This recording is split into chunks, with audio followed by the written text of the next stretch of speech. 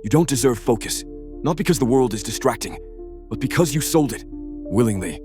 You sold your attention for dopamine. You traded clarity for chaos. And worst of all, you didn't even bargain for a high price. Just a meaningless scroll, a cheap like, a 5-second laugh you already forgot. Now you whine about not being able to focus, as if that privilege wasn't already auctioned off by you. You're in focus debt. And the interest rate is brutal. Anxiety, shame, wasted time, failure. You want to fix your focus?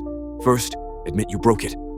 This video is divided into 4 parts, but you won't make it past the second. Most people never do, because facing truth is painful. And pain, you run from it, don't you? Part 1, the ugly truth about focus debt. Part 2, why you'll stay distracted forever.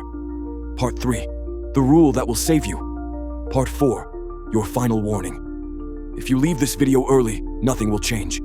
You'll go back to your cluttered tabs, false productivity, and rotting dreams. And one day, when you finally realize what it cost you, this video will still be here, but your time won't. So go ahead, click away. Pretend this isn't about you. Pretend you're in control. But remember, every second you waste now is a second someone else is using to become unstoppable. Watch, or stay weak. Your choice. Part 1, the ugly truth about focus debt. Focus debt doesn't happen overnight. It's a slow bleed. Every time you say, just 5 more minutes, you lose more than 5 minutes. You lose momentum, discipline, control, and those things, they don't regenerate easily. Distraction is not the enemy. Your craving for it is. The truth? You don't actually want to focus. You just want the rewards that come with focused people, the success, the confidence, the peace.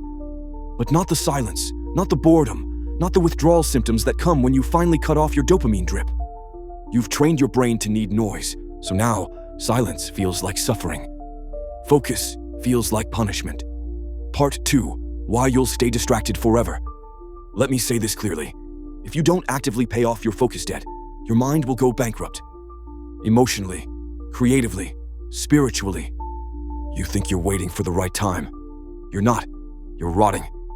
Every "I'll start tomorrow" is a loan from a version of yourself that's dying under the weight of your excuses. And here's the twist. The longer you stay distracted, the harder it becomes to even remember what focus feels like. It's not just lost time, it's lost identity. You're not who you were meant to be. You're who you settled for. Part 3, the rule that will save you. Here it is, the only way out. But it's not what you think. It's not a morning routine. It's not Pomodoro. It's not some deep focus playlist. Those are bandages. You need amputation. The rule, for every hour you've wasted, you owe yourself 1 hour of undivided, boring, painful, pure presence. No shortcuts, no stimulation, no escape. You've trained your brain to expect dopamine every 7 seconds. Now you're going to retrain it to expect silence. This isn't about being productive. This is about regaining control of your nervous system. The Focus Debt Payback Protocol. A 4-step process to break your addiction to distraction, repay your focus debt, and rebuild mental dominance. Step 1. The dopamine purge, 2 to 3 days. Delete the poison, block the triggers, starve the parasite. Uninstall every app you mindlessly open. Not limit. Remove. Block YouTube homepage. Block Reels/Shorts feed. Turn your phone black and white. Yes, this dulls the reward loop. Tell your brain, you don't get easy pleasure anymore. Why? You must lower your baseline dopamine. How it hurts. You'll feel empty. You'll panic.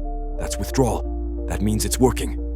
Step 2. The 2-hour daily redemption. 7 days. Every day, sit with 2 hours of pure presence. No music, no multitasking, no stimulation. Just one task, one focus. Examples. Study 2 hours in dead silence.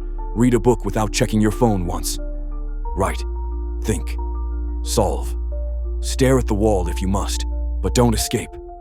Important, you'll itch to quit. Your mind will scream. That's when you keep going. Because you're not training productivity. You're training sovereignty. Step 3. The obsession lock-in, week 2 to 3. Pick one goal, one outcome, one obsession. Build your entire day around it. What this means: eliminate optional tasks. Use the one-tab rule, one browser tab at a time. Track hours, not results. You owe time, not trophies. Use rituals, same place, same time, same task, every single day. You are repaying a debt. You don't get the luxury of variety. Obsession is now discipline, and discipline is your currency. Step 4. The final wall. Silence sprints. Optional. Advanced. Spend 2 full days in complete digital silence. No phone, no music, no conversations, no content, nothing. Just your mind and the noise it makes. Why this works. Silence is the final detox, the final test. Most people avoid it because it forces them to confront their guilt, regrets, impulses. But you're not most people anymore. Psychological backing.